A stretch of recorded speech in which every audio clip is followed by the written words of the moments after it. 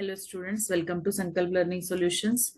So today we are discussing semiconductor electronics. So semiconductor electronics ಮೇಲೆ ನಾವು 2 marks ಮತ್ತೆ 5 marks questions ಅನ್ನ discuss ಮಾಡ್ತಾ ಇದ್ದೀವಿ. Okay, so already I told you in the previous class in the semiconductor electronics 9 marks ನಾವು ಇಲ್ಲಿ expect ಮಾಡ್ಬೋದು ಹೌದಾ. So 1 mark ಅಲ್ಲಿ ಒಂದು ಕ್ವಶನ್ ಇರುತ್ತೆ MCQs ಅಲ್ಲಿ, then fill in the blanks one question, 2 marks one question, so 4 marks ಆಯ್ತು plus 5 marks ಅಲ್ಲಿ ಒಂದು ಕ್ವಶನ್ ನಾವಿಲ್ಲಿ ನೋಡ್ಬೋದು ಸೆಮಿಕಂಡಕ್ಟರ್ ಇಲೆಕ್ಟ್ರಾನಿಕ್ಸ್ ಅಲ್ಲಿ. ಸೊ ಯಾವ ತರ ಕ್ವಶನ್ಸ್ ಬರುತ್ತೆ ಅಂತ ನಾವೀಗ ಡಿಸ್ಕಸ್ ಮಾಡೋಣ. So C distinguish between P type and N type semi conductors. ಇಲ್ಲಿ ಏನ್ ಕೇಳ್ತಾ ಇದ್ದಾರೆ, ಪಿ ಟೈಪ್ ಮತ್ತೆ ಎನ್ ಟೈಪ್ ಸೆಮಿ ಕಂಡಕ್ಟರ್ಸ್ ಅಲ್ಲಿ ಏನ್ ಡಿಫ್ರೆನ್ಸ್ ಇರುತ್ತೆ ಅಂತ ಕೇಳ್ತಾರೆ. ಸೊ ಇದು 2 ಮಾರ್ಕ್ಸ್ ಗೆ ಬರುವಂತ ಕ್ವಶನ್ ಆಗಿದೆ. ನೀವು ಇಲ್ಲಿ ನೋಡ್ಬೋದು ಎಷ್ಟು ಸಲ ರಿಪೀಟ್ ಆಗಿದೆ ಅಂತ.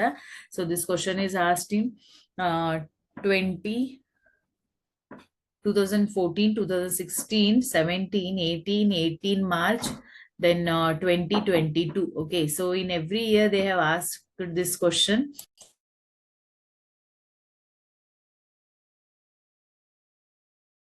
So P-type semiconductors, illi ನೀವು ನೋಡಬಹುದು, that is P-type and N-type semiconductors difference. Column ಹಾಕಿ ಬರೆದ್ರೆ it will look nice.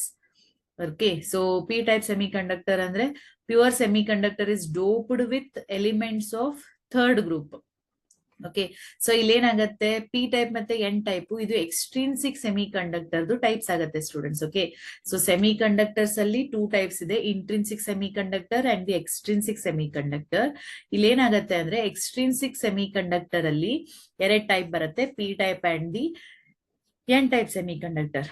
So P type semiconductor ಅಲ್ಲಿ ಏನಾಗುತ್ತೆ ಅಂದ್ರೆ ಪ್ಯೂರ್ ಸೆಮಿಕಂಡಕ್ಟರ್ ಗೆ ನಾವ್ ಯಾವಾಗ third group or we can also say it as that is trivalent ಏನ್ ಹಾಕ್ತಿವಿ, ಟ್ರೈವೆಲೆಂಟ್ ಇಂಪ್ಯೂರಿಟೀಸ್ ಅನ್ನ ಆಡ್ ಮಾಡ್ತೀವಿ. So that time we will get it as that is P type semiconductor. Then pure semiconductors are doped with 5th group. So ಅಥವಾ ಇದನ್ನ ನಾವು that is pentavalent ಇದಂತ ಹೇಳ್ಬೋದು. Pentavalent elements ಅನ್ನ ಹಾಕಿದಾಗ ನಮ್ಗೆ ಎನ್ ಟೈಪ್ ಸೆಮಿಕಂಡಕ್ಟರ್ಸ್ ಬರುತ್ತೆ. ನೆಕ್ಸ್ಟ್ ಪಿ ಟೈಪ್ ಸೆಮಿಕಂಡಕ್ಟರ್ಸ್ ಅಲ್ಲಿ holes are the majority charge carriers, N type semiconductors ಅಲ್ಲಿ electrons are the majority charge carriers students. Okay, then next p type semiconductors energy levels of dopant is above the upper limit of valence band. So ಇಲ್ಲಿ p type semiconductors ಅಲ್ಲಿ ಏನಾಗುತ್ತೆ ಅಂದ್ರೆ ಇಲ್ಲಿ ಏನ್ energy level ಇದೆ, it is above the upper limit of the valence band ಇರುತ್ತೆ. ಮತ್ತೆ N type ಅಲ್ಲಿ it is lower the limit of the conduction band. Okay, so ಇದು difference between P type semiconductor and the N type semiconductor. Okay, so moving towards the next question students. See, what are p type and n type semiconductors? So ಇಲ್ಲಿ previous question ಅಲ್ಲಿ difference ಹೇಳಿದ್ವಿ, ಇಲ್ಲಿ ಏನ್ ಕೇಳ್ತಾ ಇದ್ದಾರೆ that is P type ಮತ್ತೆ N type semi conductors ಅಂದ್ರೆ ಏನಂತ ಕೇಳ್ತಾ ಇದ್ದಾರೆ. ಜಸ್ಟ್ ನೀವು ಇಲ್ಲಿ ಡೆಫಿನೇಷನ್ ಬರೆದ್ರೆ ಸಾಕು. What are P type semiconductors? When germanium or silicon, ನಮ್ಗೆ ಗೊತ್ತಿದೆ ಸೆಮಿ ಕಂಡಕ್ಟರ್ಸ್ ಅಲ್ಲಿ 2 ಎಕ್ಸಾಂಪಲ್ ಕನ್ಸಿಡರ್ ಮಾಡ್ತೀವಿ. ಎಲಿಮೆಂಟಲ್ ಸೆಮಿ ಕಂಡಕ್ಟರ್ಸ್ ಅಲ್ಲಿ ಯಾವ್ದಾವ್ದು ಜರ್ಮೇನಿಯಂ ಮತ್ತೆ ಸಿಲಿಕಾನ್ ಅಂತ. ಸೊ ಈ ಜರ್ಮೇನಿಯಂ ಸಿಲಿಕಾನ್ಗೆ ನೀವು ಯಾವಾಗ ಟ್ರೈವೆಲೆಂಟ್ ಐಟಮ್ಸ್ ಅನ್ನ ಹಾಕ್ತೀರಾ, like barium, gallium, then aluminium, indium, ಇದು ನಿಮ್ಗೆ ಪಿ ಟೈಪ್ ಸೆಮಿ ಕಂಡಕ್ಟರ್ಸ್ ಕೊಡುತ್ತೆ. ಸಿಮಿಲರ್ಲಿ ಜರ್ಮೇನಿಯಂ ಸಿಲಿಕಾನಿಗೆ ನೀವ್ ಯಾವಾಗ ಪೆಂಟಾವೆಲೆಂಟ್ ಐಟಮ್ಸ್ ಅನ್ನ ಹಾಕ್ತೀರಾ, like phosphorus, arsenic, then bismuth, ಇದೆಲ್ಲ ಹಾಕಿದಾಗ ನಮ್ಗೆ ಎನ್ ಟೈಪ್ ಸೆಮಿ ಕಂಡಕ್ಟರ್ಸ್ ಬರುತ್ತೆ. Next question, mention the two methods of biasing A diode.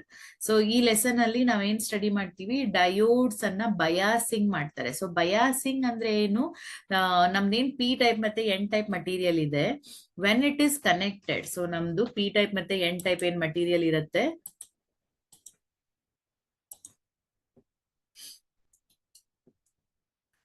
so this is p type, this is n type material. So when this p type and n type material are connected externally to the battery, so ಇದು ಯಾವಾಗ battery connect ಆಗಿರತ್ತೆ ಅವಾಗ ನಾವ್ ಇದನ್ನ ಏನಂತ ಹೇಳ್ತೀವಿ, ಈ process ಗೆ ಬಯಾಸಿಂಗ್ ಅಂತ ಹೇಳ್ತೀವಿ. ಸೊ ಇಲ್ಲಿ ಏನ್ ಕ್ವಶನ್ ಕೇಳ್ತಾ ಇದ್ದಾರೆ, mention the 2 methods of biasing ಅಂತ ಕೇಳ್ತಾ ಇದ್ದಾರೆ. ಸೊ 2 ಯಾವ್ದಾವ್ದು ಮೆಥಡ್ ಇದೆ, ಒಂದು ಫಾರ್ವರ್ಡ್ ಬಯಾಸ್ ಅಂತ, ಎರಡನೇದು ರಿವರ್ಸ್ ಬಯಾಸ್ ಅಂತ. So what you mean by the forward bias? Forward bias ಅಂದ್ರೆ that is P side is connected to the, so ಇದು ಡಯೋಡ್ ಆಗತ್ತೆ. ಒಂದು ಪಿ ಟೈಪ್ ಮಟೀರಿಯಲ್ ಮತ್ತೊಂದು ಎನ್ ಟೈಪ್ ಮಟೀರಿಯಲ್ ಅನ್ನ ನೀವು ಸ್ಯಾಂಡ್ವಿಚ್ ಮಾಡಿದಾಗ ನಮ್ಗೆ ಡಯೋಡ್ ಸಿಗತ್ತೆ.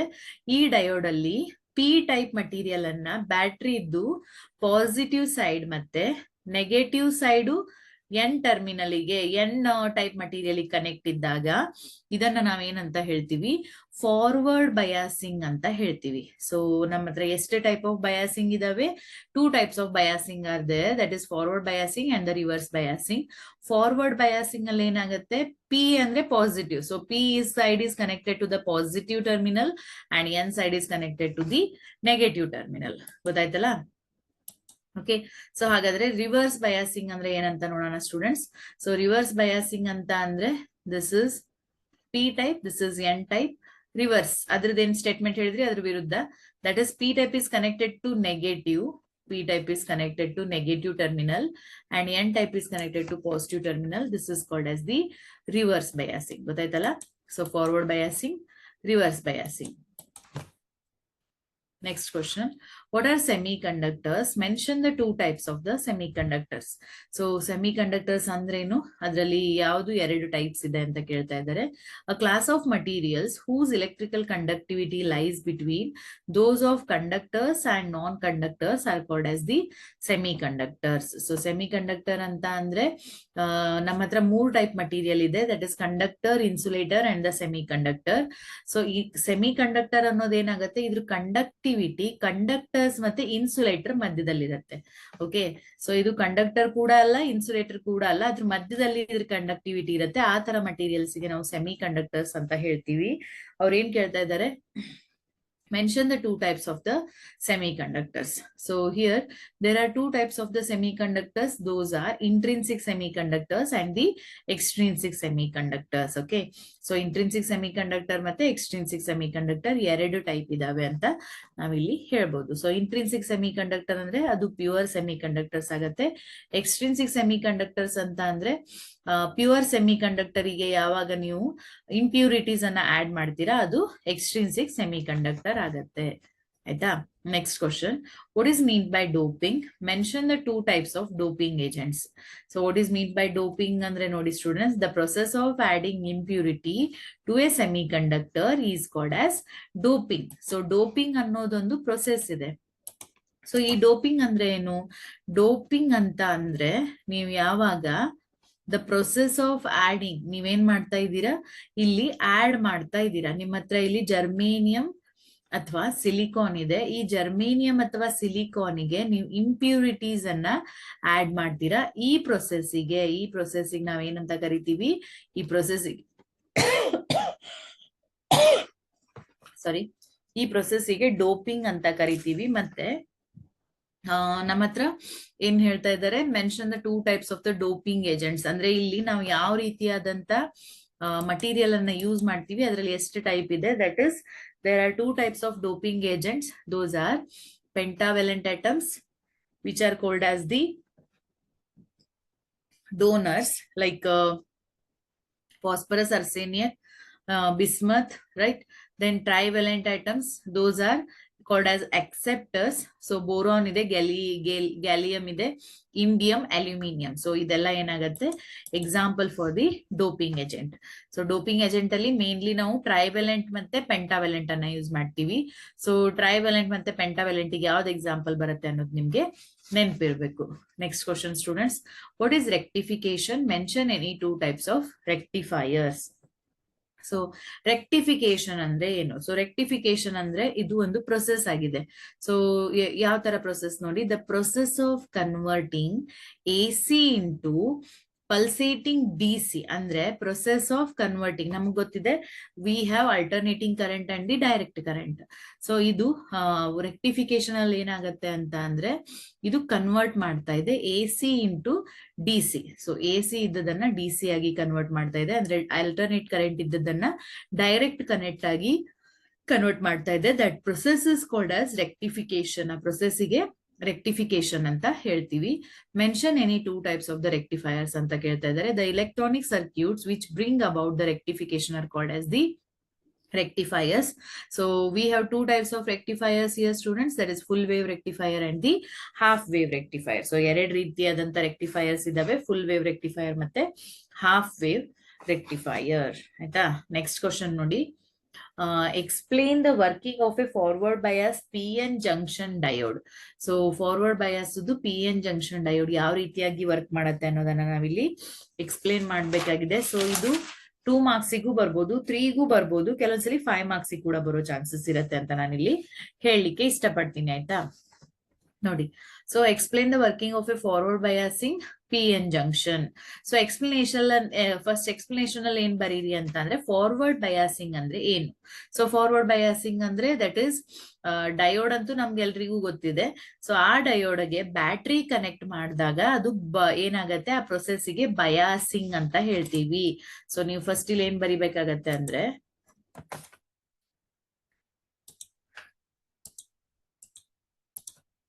ಸೊ ನೀವೇನ್ ಬರೀರಿ, that is P type and this is N type. So when this diode is connected externally to the battery, this process is called as biasing ಅಂತ ಹೇಳ್ತೀವಿ. ಹಾಗಾದ್ರೆ ಫಸ್ಟ್ ಲೈನ್. ಸೆಕೆಂಡ್ ಲೈನ್ ಅಲ್ಲಿ ಏನ್ explain ಮಾಡಿ, what you mean by the forward biasing? So forward biasing ಅಲ್ಲಿ ಏನಂತ ಹೇಳ್ತೀರಾ, that is P type is connected to the positive terminal and N type is connected to the negative terminal. This is called as the forward biasing ಅಂತ ಹೇಳಿ. So ಇದು ಎರಡ್ line explanation ಆಯ್ತು. Similarly ಅಲ್ಲಿ diagram ಹಾಕ್ಬೇಕಾಗತ್ತೆ, ಮತ್ತೇನ್ explanation ಬರಿಬಹುದು ನೋಡಿ, that is when a battery is connected across the junction such that P side is connected to the positive terminal and the N side is connected to the negative terminal of the source, the PN junction diode is said to be forward biased.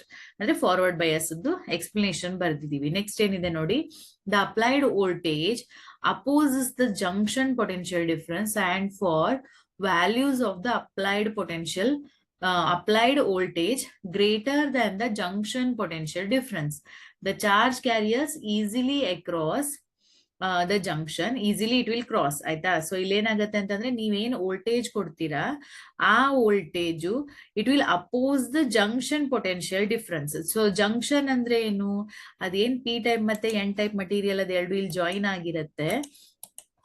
Okay, so ಇಲ್ಲಿ this is P type material, this is N type material.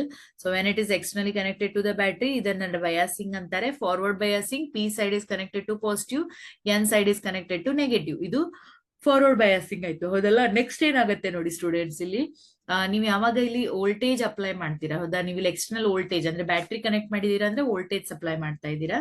Okay, it opposes the junction potential difference. So ಇಲ್ಲಿ ಏನಾಗತ್ತೆ ಅಂತ ಅಂದ್ರೆ, ಇಲ್ಲಿ positive ಮತ್ತೆ negative terminal ಇರೋದ್ರಿಂದ ಇಲ್ಲಿ ಒಂದು ಪೊಟೆನ್ಶಿಯಲ್ ಡಿಫ್ರೆನ್ಸ್ ಡೆವಲಪ್ ಆಗುತ್ತೆ. ಈ ಎರಡು P ಮತ್ತೆ N ಮಟೀರಿಯಲ್ ಎಲ್ಲಿ ಜಾಯಿನ್ ಆಗತ್ತೆ, ಇಲ್ಲೊಂದು ಪೊಟೆನ್ಶಿಯಲ್ ಡಿಫ್ರೆನ್ಸ್ ಡೆವಲಪ್ ಆಗುತ್ತೆ. ಅದನ್ನ ಜಂಕ್ಷನ್ ಪೊಟೆನ್ಶಿಯಲ್ ಡಿಫ್ರೆನ್ಸ್ ಅಂತ ಹೇಳ್ತೀವಿ. ಓಕೆ, ಸೊ ಈ ವ್ಯಾಲ್ಯೂ ಜಂಕ್ಷನ್ ಪೊಟೆನ್ಶಿಯಲ್ ಡಿಫ್ರೆನ್ಸ್ ಮತ್ತೆ ನೀವಿಲ್ಲೇನ್ ಅಪ್ಲೈ ಪೊಟೆನ್ಶಿಯಲ್ ಡಿಫ್ರೆನ್ಸ್ ಇದೆ, ಇದೆರಡು ಅಪೋಸ್ ಆಗಿರುತ್ತೆ, ಇದೆರಡು ಅಪೋಸಿಟ್ ಅಲ್ಲಿ ಇರುತ್ತೆ. The applied voltage opposes the junction potential difference and for values of the applied potential voltage it is greater than the junction potential difference. So junction potential difference ಕಡಿಮೆ ಇರುತ್ತೆ, applied potential difference ಜಾಸ್ತಿ ಇರುತ್ತೆ. ಹಾಗಾಗಿ ಇಲ್ಲಿ P side ಇಂದ holes N ಸೈಡಿಗೆ ಹೋಗುತ್ತೆ, N side ಇಂದ ಇಲೆಕ್ಟ್ರಾನ್ಸ್ P ಸೈಡಿಗೆ ಬರ್ಲಿಕ್ಕೆ ಈಸಿ ಆಗತ್ತೆ. So it will constitute a current in an external circuit. This current rises linearly with the applied voltage beyond the knee voltage. Thus a forward biased PN junction offers a low resistance. So illenagate current flow ಜಾಸ್ತಿ ಆಗುತ್ತೆ. So when current flow will be more, you can say that resistance will be less ಅಂತ ಹೇಳ್ಬೋದು. Okay, so ಇದು ನೀವು forward biasing 3 marks 5 marks 2 marks ಗೆ doubt, maximum times 5 marks ಗೆ ಕೇಳ್ತಾರೆ. That is explain the working of A forward bias PN junction diode ಅಂತ. So ಅದಕ್ಕೆ justify ಮಾಡ್ಲಿಕ್ಕೆ ನೀವೇನ್ ಮಾಡಿ, ಸೊ ಸ್ಪೆಷಲಿ 5 ಮಾರ್ಕಿಗೆ ಇದ್ದಾಗ diagram is must and should. 3 marks ಇದ್ರು ಕೂಡ ಹಾಕಿ ಇಲ್ಲಿ ಏನ್ ಮಾಡಿ ಅಂತ ಅಂದ್ರೆ, ಸೊ ಇಲ್ಲಿ ಸೆಂಟರ್ ಅಲ್ಲಿ ಬ್ಯಾರಿಯರ್ ತೋರಿಸಿ, ದಿಸ್ ಇಸ್ ಅಲ್ಲಿ PN ಜಂಕ್ಷನ್ ಅಲ್ಲಿ ಬ್ಯಾರಿಯರ್ ಡೆವಲಪ್ ಆಗಿರುತ್ತೆ because of this external battery. So this is P side, this is N side. Okay, so the current flows from battery positive terminal to the battery negative terminal, and here the holes are trying to move along this direction, the electrons are trying to move along this direction. So ಇದೊಂದು diagram ಹಾಕಬೇಕು. Similarly forward biasing ದು graph ಅನ್ನ ಕೂಡ ನೀವು ಇಲ್ಲಿ ತೋರಿಸಿ. This is voltage, this is current which is in the milliampere. Okay, so ಇಲ್ಲಿ graph ತಗೊಳ್ಳಿ ಈ ತರ. Here you need to show the slope. This is knee voltage, VK ಅಂತ ನಾನು ಇಲ್ಲಿ ಬರೀತೀನಿ. A, B, C ಅಂತ ನೇಮ್ ಮಾಡಿ. Okay, so now this resistance is equal to BC divided by it is AB. Okay, so ಇಷ್ಟು ನೀವು graph ಮತ್ತೆ ಆ ಡಯಾಗ್ರಾಮ್ ಅನ್ನ ಅಲ್ಲಿ ತೋರಿಸಿ, so that you will get easily 5 marks. Next question, students. Give any three difference between intrinsic and the extrinsic semiconductor. Okay, so intrinsic semiconductor ಮತ್ತೆ extrinsic semiconductor ಬಗ್ಗೆ ಇಲ್ಲಿ ಡಿಫರೆನ್ಸ್ ಕೇಳ್ತಾ ಇದ್ದಾರೆ. Intrinsic semiconductors ಅಂದ್ರೆ chemically impure form of a semiconductors is called as extrinsic semiconductor. ಅಂದ್ರೆ impure semiconductors ಏನಿದೆ ಅಂದ್ರೆ doping process ಇಂದ ನಮಗೆ ಎಕ್ಸ್ಟ್ರಿನ್ಸಿಕ್ ಸೆಮಿಕಂಡಕ್ಟರ್ ಸಿಗುತ್ತೆ. ಇಂಟ್ರಿನ್ಸಿಕ್ ಸೆಮಿಕಂಡಕ್ಟರ್ಸ್ ಅಂದ್ರೆ these are pure semiconductors. So extrinsic semiconductors ಅಲ್ಲಿ ಇಂಪ್ಯೂರಿಟೀಸ್ ಅನ್ನ ಆಡ್ ಮಾಡಿ ಅಲ್ಲಿ ಕಂಡಕ್ಟಿವಿಟಿ ಜಾಸ್ತಿ ಆಗಿರುತ್ತೆ. ಹಾಗಾಗಿ ಅದನ್ನ ಪ್ರಾಕ್ಟಿಕಲಿ ನಾವು ಎದಕ್ಕಾದ್ರೂ ಯೂಸ್ ಮಾಡ್ಲಿಕ್ಕೆ ನಮ್ಗೆ ಹೆಲ್ಪ್ಫುಲ್ ಆಗುತ್ತೆ. So conductivity is high in case of the extrinsic semiconductor, ಮತ್ತೆ ಇಂಟ್ರಿನ್ಸಿಕ್ ಸೆಮಿಕಂಡಕ್ಟರ್ ಅಲ್ಲಿ ಕಂಡಕ್ಟಿವಿಟಿ ಲೋ ಇರುತ್ತೆ. ಆಯ್ತಾ? Number of holes is not equal to the number of electrons.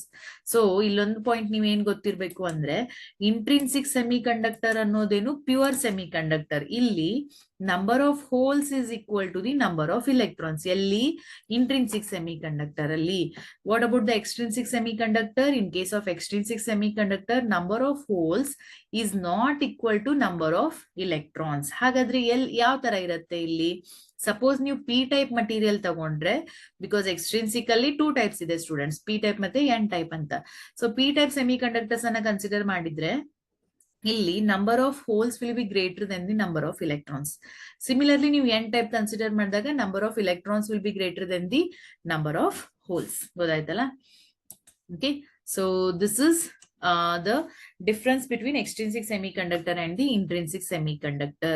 So extrinsic semiconductor alli conductivity is mainly due to majority charge carriers. So ಇಲ್ಲೇನಾಗತ್ತೆ, extrinsic semiconductors ಅಲ್ಲಿ conductivity ಇದು because of the majority charge carriers. ಅಂದ್ರೆ ನೀವು P type material consider ಮಾಡಿದಾಗ majority charge carriers will be holes. ನೀವು N type semiconductors ಅನ್ನ consider ಮಾಡಿದಾಗ the majority this will be carriers will be electrons. ಹೌದಲ್ಲ? So conductivity is mainly due to the majority charge carriers, but intrinsic semiconductors ಅಲ್ಲಿ it is due to both electrons and the holes ಅಂತ ಹೇಳ್ತಾರೆ. The current is of the order of milli ampere extrinsic semiconductor ಅಲ್ಲಿ, ಮತ್ತೆ intrinsic semiconductors ಅಲ್ಲಿ the current is of the order of micro ampere. Right? So this is about the extrinsic semiconductor and the intrinsic semiconductor difference.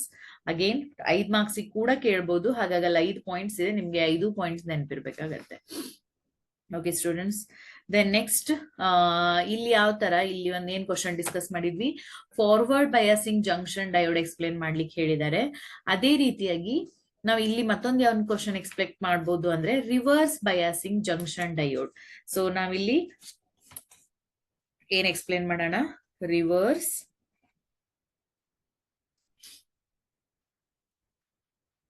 Biasing P N junction diode.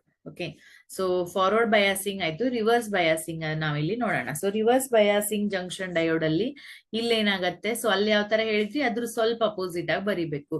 So diagram ನಿಮ್ಗೆ ಗೊತ್ತಿರ್ಲಿ, ಇದು ಏನಾಗತ್ತೆ, ಇನ್ case of reverse biasing here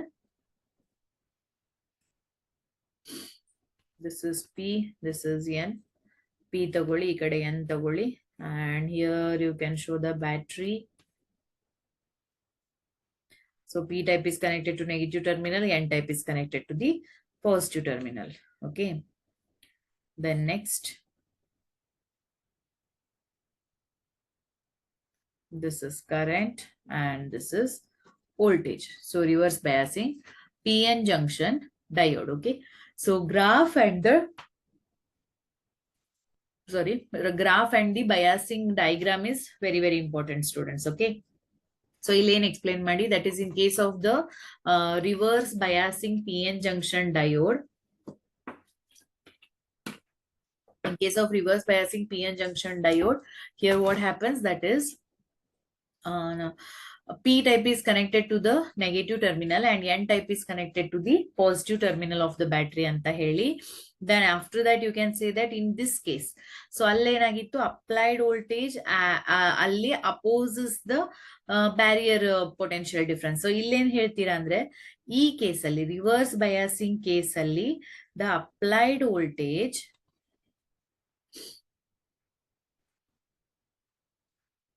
adds the effect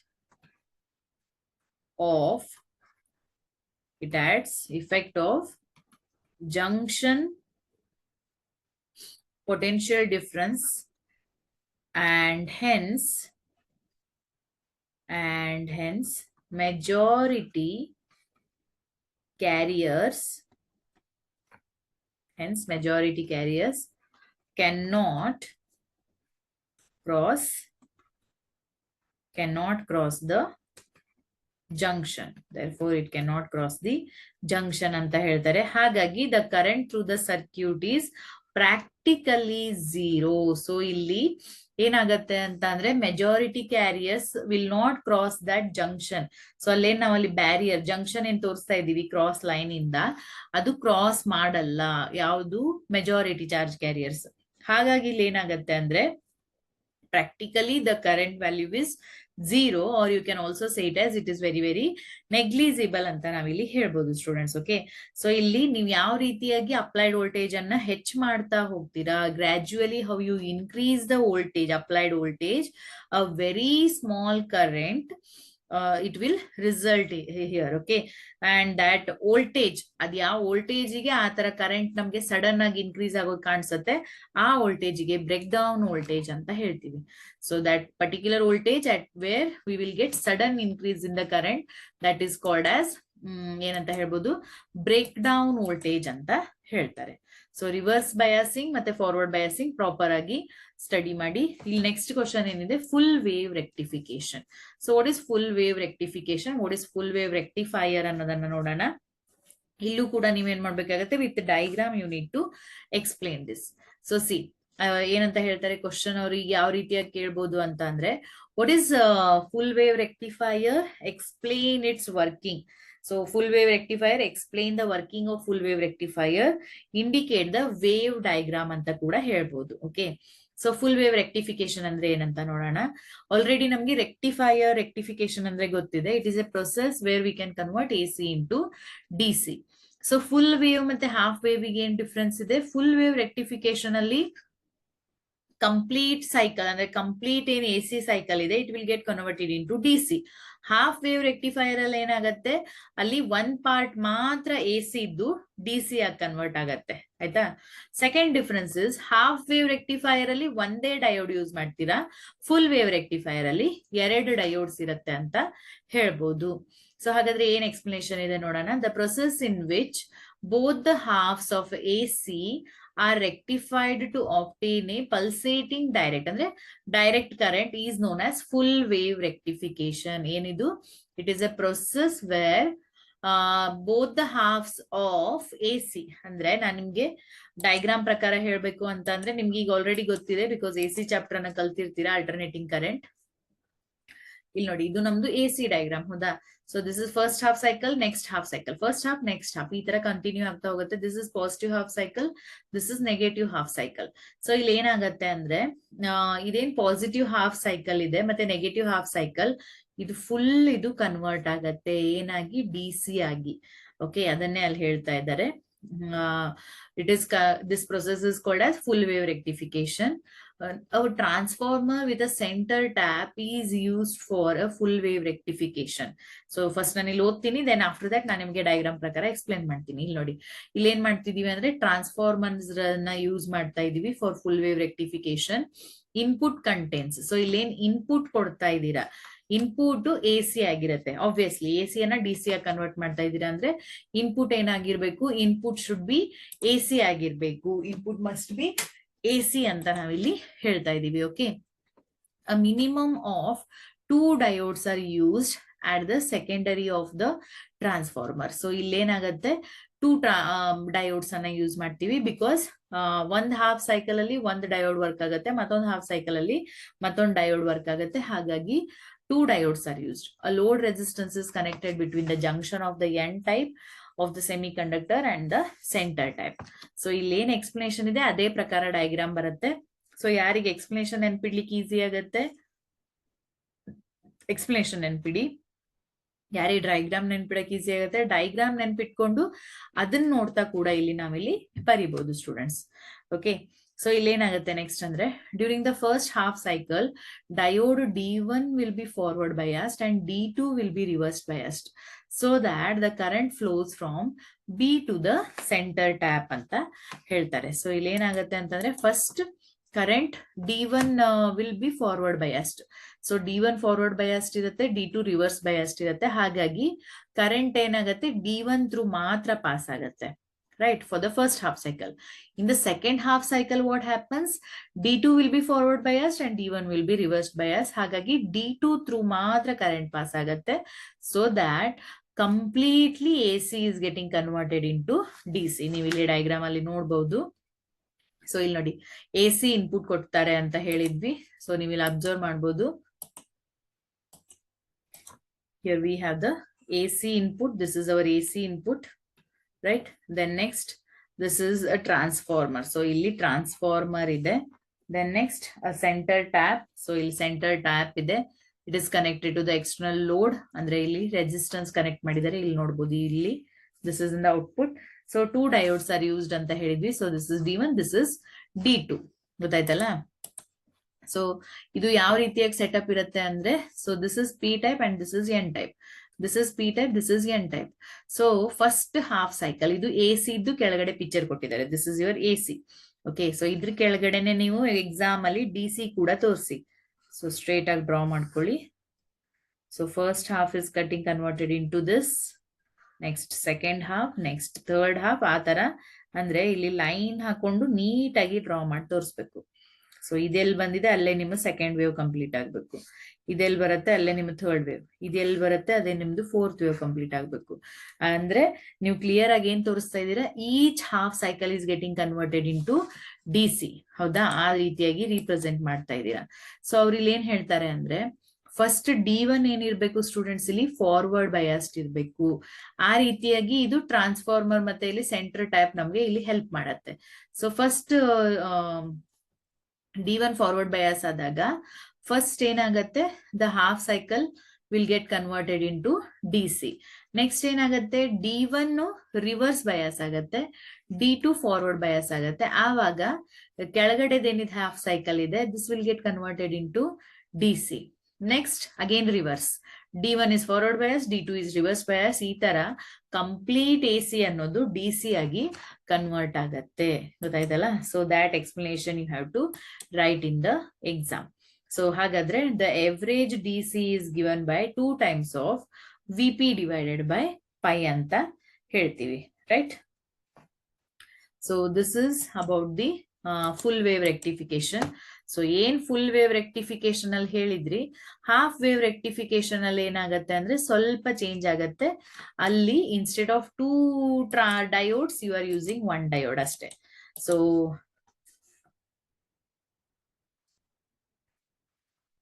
figure ತೋರಿಸ್ತಾ ಇದ್ದೀನಿ for half wave rectification.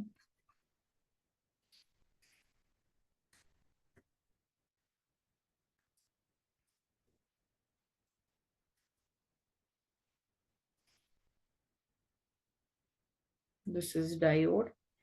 Lane diode baralla. It is externally connected to the load resistance. Okay. So this is for half wave rectification. ಇದು half wave ರೆಕ್ಟಿಫಿಕೇಶನ್ಗೆ ಈ figure ಬರುತ್ತೆ. So ಇಲ್ಲೇನಾಗತ್ತೆ ಅಂತ ಅಂದ್ರೆ ಇದು A C cycle ಅನ್ನ ತೋರಿಸ್ಬೇಕು ನೀವು ಇಲ್ಲಿ. ನೆಕ್ಸ್ಟ್ ಕೆಳಗಡೆ ಡಿ ಸಿ ಸೈಕಲ್ ಅನ್ನ ತೋರಿಸಿ. ಸೊ ಇಲ್ಲಿ ಪಾಸಿಟಿವ್ ಹಾಫ್ ಸೈಕಲ್ ಮಾತ್ರ ಕನ್ವರ್ಟ್ ಆಗತ್ತೆ. ಇದೇನ್ ಕೆಳಗಡೆ ನೆಗೆಟಿವ್ ಇದೆ ಅದು ಕನ್ವರ್ಟ್ ಆಗಲ್ಲ. So next positive half cycle will get converted into D C. So next A C convert ಆಗಲ್ಲ, ನೆಕ್ಸ್ಟ್ ಇಲ್ಲಿ ಕನ್ವರ್ಟ್ ಆಗತ್ತೆ.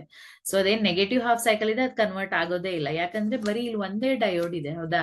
ಸೊ ಯಾವಾಗ ಇದು ಫಾರ್ವರ್ಡ್ ಬಯಾಸ್ ಇರುತ್ತೆ ಅವಾಗ ಕನ್ವರ್ಟ್ ಆಗತ್ತೆ, ಯಾವಾಗ ಇದು ರಿವರ್ಸ್ ಬಯಾಸ್ ಆಗತ್ತೆ ಅವಾಗ ಕನ್ವರ್ಟ್ ಆಗಲ್ಲ. ಬಿಕಾಸ್ ಇಲ್ಲಿ ಮತ್ತೊಂದು ಡಯೋಡ್ ಇದ್ರೆ ಅದು ಕನ್ವರ್ಟ್ ಆಗ್ಲಿಕ್ಕೆ ಹೆಲ್ಪ್ ಮಾಡ್ತಿತ್ತು, ಅದಿಲ್ಲ ಅನ್ನೋದ್ರಿಂದ ಅದಲ್ಲಿ ಆಗಲ್ಲ ಅಂತ ನಾವಿಲ್ಲಿ ಹೇಳ್ಬೋದು. ಸೊ ಇದೇ ಏನ್ ಸರ್ಕ್ಯೂಟ್ ಕನೆಕ್ಷನ್ ಇದೆ ಸೇಮ್ ನೀವಲ್ಲಿ ಎಕ್ಸ್ಪ್ಲೇನ್ ಮಾಡಿ. This will come for the 5 marks. Half wave rectification, full wave rectification. So please practice along with the diagram anta ಹೇಳ್ಬೋದು. Okay, the next question is write a note on the integrated circuit. So integrated circuits ಮೇಲೆ note ಕೇಳ್ತಾ ಇದ್ದಾರೆ. 3 marks ಗೆ ಕೇಳೋ chances ಇರುತ್ತೆ, or 2 marks question it is. So see, integrated circuits are the electronic devices that contain many transistors, resistors, capacitors, connecting wires on a small single silicon crystal, also called as chip. These chips are that is measuring R of the 10 to the power of minus 6 meters square. So idrade estirutte measurement to 10 to the power of minus 6 meters square ide. So these integrated circuits were invented by Jack Kilke at Taxit in the year of 1958. So integrated circuit ಬಗ್ಗೆ note ಕೇಳಿದರೆ, ಏನ್ ಅದು contain ಮಾಡುತ್ತೆ, ಎಷ್ಟು size ಇದೆ, ಯಾವ year ಅಲ್ಲಿ invent ಆಗಿದೆ ಅನ್ನೋದನ್ನ ಬರೀರಿ. So these integrated circuits are also used in the memory circuits ಅಲ್ಲಿ ಯೂಸ್ ಮಾಡ್ತಾರೆ, ಮತ್ತೆ micro processor. So integrated circuits use ಎಲ್ಲಿ ಬರುತ್ತೆ, ಮೆಮೊರಿ ಸರ್ಕ್ಯೂಟ್ಸ್ ಮತ್ತೆ ಮೈಕ್ರೋ ಪ್ರೊಸೆಸರ್ಸ್ ಅಲ್ಲಿ ಇಂಟಿಗ್ರೇಟೆಡ್ ಸರ್ಕ್ಯೂಟ್ಸ್ ಅನ್ನ ನಾವು ಯೂಸ್ ಮಾಡ್ತೀವಿ ಸ್ಟೂಡೆಂಟ್ಸ್. ಸೊ ಇಂಟಿಗ್ರೇಟೆಡ್ ಸರ್ಕ್ಯೂಟ್ಸ್ ಅನ್ನ ಐಸಿಸ್ ಅಂತ ಹೇಳ್ತೀವಿ. ಈ ಐಸಿಸ್ ಅಲ್ಲಿ ಮತ್ತೆ 2 ಟೈಪ್ ಇದೆ, ಲೀನಿಯರ್ ಐಸಿಸ್ ಮತ್ತೆ ನಾನ್ ಲೀನಿಯರ್ ಐಸಿಸ್. ಸೊ ಎಷ್ಟು ಮಾರ್ಕ್ಸ್ ಕೇಳಿದ್ದಾರೆ ಅಂತ ನೋಡಿ. 5 ಮಾರ್ಕ್ಸ್ ಸಪೋಸ್ ಬಂದ್ರೆ ಲೀನಿಯರ್ ನಾನ್ ಲೀನಿಯರ್ ಐಸಿಸ್ ಅನ್ನ ಎಕ್ಸ್ಪ್ಲೇನ್ ಮಾಡ್ಬೇಕಾಗತ್ತೆ, ಇಲ್ಲ 3 ಮಾರ್ಕ್ಸ್ ಅಂದ್ರೆ ಇಷ್ಟೇ ಬರ್ದ್ರು ಸಾಕಾಗತ್ತೆ. ಗೊತ್ತಾಯ್ತಲ್ಲ. So you can see linear ICs and the non-linear ICs. So ಅದರ ಎಕ್ಸ್ಪ್ಲನೇಷನ್ 5 ಮಾರ್ಕ್ಸ್ ಇದ್ರೆ ಬರೀರಿ, 3 ಮಾರ್ಕ್ಸ್ ಅಂದ್ರೆ ಫಸ್ಟ್ 2 ಪ್ಯಾರಾಗ್ರಾಫ್ ಅಲ್ಲಿ ಸಾಕಾಗತ್ತೆ. Okay, then next question. Explain the band theory of the solids. So band theory of the solids ಅನ್ನ explain ಮಾಡ್ಲಿಕ್ಕೆ ಕೇಳ್ತಾ ಇದ್ದಾರೆ. Same again it is asked in 2 or 3 marks. You can see March 2014-15 ಅಲ್ಲಿ ಕೇಳಿದ್ದಾರೆ, recent ಆಗಿ ಏನ್ ಕೇಳಿಲ್ಲ, but ಇದು ಎಕ್ಸ್ಪೆಕ್ಟ್ ಮಾಡ್ಬೋದು ನಾವಿಲ್ಲಿ. So in the case of the conductors, ನಮ್ಗೆ ಗೊತ್ತಿದೆ ಕಂಡಕ್ಟರ್ಸ್ ಅಲ್ಲಿ 2 ಬ್ಯಾಂಡ್ ಇರುತ್ತೆ, ಕಂಡಕ್ಷನ್ ಬ್ಯಾಂಡ್ ಮತ್ತೆ ವೇಲೆನ್ಸ್ ಬ್ಯಾಂಡ್ ಅಂತ. When they overlap with each other, the free electrons are the charge carriers. So ಯಾವಾಗ ಕಂಡಕ್ಷನ್ ಬ್ಯಾಂಡ್ ಮತ್ತೆ ವೇಲೆನ್ಸ್ ಬ್ಯಾಂಡ್ 2 ಓವರ್ಲ್ಯಾಪ್ ಆಗತ್ತೆ, ಅವಾಗ ಏನಾಗುತ್ತೆ, ಫ್ರೀ ಎಲೆಕ್ಟ್ರಾನ್ಸ್ ಚಾರ್ಜ್ ಕ್ಯಾರಿಯರ್ಸ್ ಆಗತ್ತೆ. There are a number of electrons are available to conduct the electricity. So ಹಾಗಾಗಿ ಆವಾಗ ನಮ್ಮ ಹತ್ರ ನಂಬರ್ ಆಫ್ ಅಂದ್ರೆ ರಾಶಿ ಎಲೆಕ್ಟ್ರಾನ್ಸ್, ಫ್ರೀ ಎಲೆಕ್ಟ್ರಾನ್ಸ್ ಉಳಿಯೋದ್ರಿಂದ ನಮ್ಗೆ ಕಂಡಕ್ಷನ್ ಆಗ್ಲಿಕ್ಕೆ ಹೆಲ್ಪ್ ಮಾಡತ್ತೆ ಅಂತ ನಾವಿಲ್ಲಿ ಹೇಳ್ಬೋದು. ಸೊ ಇದೇನು ಫಾರ್ ದ ಕಂಡಕ್ಟರ್ಸ್. ಅದೇ ರೀತಿಯಾಗಿ ನೀವು ಇನ್ಸುಲೇಟರ್ಸ್ ಅನ್ನ ತಗೊಂಡ್ರೆ, ಇದು ಕಂಡಕ್ಟರ್ ಬಗ್ಗೆ ಆಯ್ತು. ನೀವಿಲ್ಲಿ 3 ಮಾರ್ಕ್ಸ್ ಕೇಳಿದಾಗ ಕಂಡಕ್ಟರ್, ಇನ್ಸುಲೇಟರ್, ಸೆಮಿ ಕಂಡಕ್ಟರ್ ಎಲ್ಲಾನು ಎಕ್ಸ್ಪ್ಲೇನ್ ಮಾಡ್ಬೇಕಾಗತ್ತೆ.